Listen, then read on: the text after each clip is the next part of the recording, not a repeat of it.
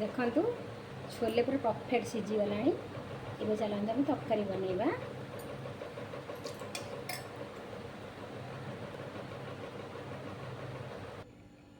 प्रथम सोरिष तेल पकईदे। मुझे सोरिष तेल यूज करे उष्ण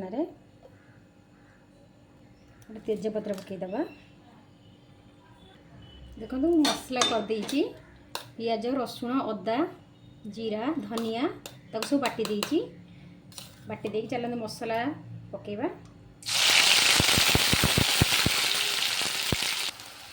लंका गुंड पकईदे हलदी गुंड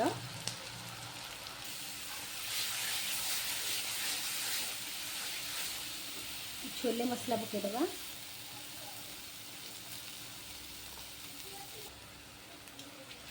पानी देके कषिबा।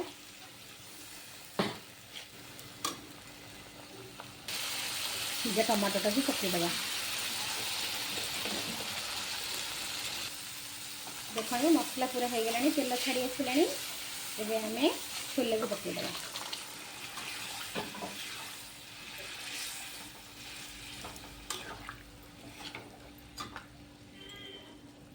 एबे स्वाद अनुसार लुण पकईदे।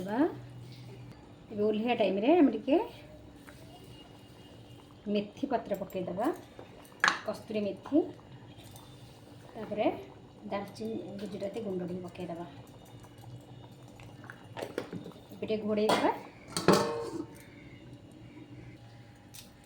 देखंतु कितने सुंदर छोले बनीगला। तो आम चलो भटूरे बनइबा।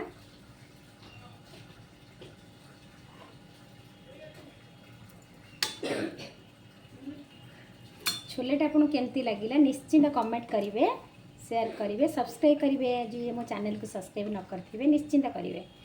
आदि आम भगवान को डाकिकी जगन्नाथ को डाकिकी आ माँ लक्ष्मी माँ को डाकिकी जदि आम रोषे स्टार्ट करवा ना सबू जिनस भी महाप्रसाद परी हो टेस्ट भी लगे।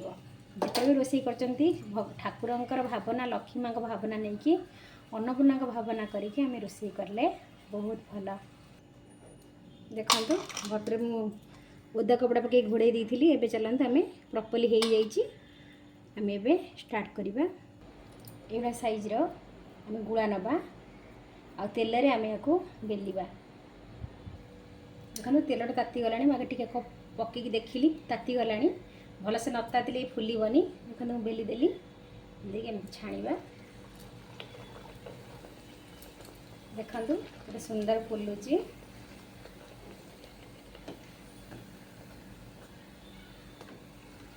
देखो हो गला भटूरे। देखो से आप केते सुंदर से हो जाउची। देखो आ गोटे पकईली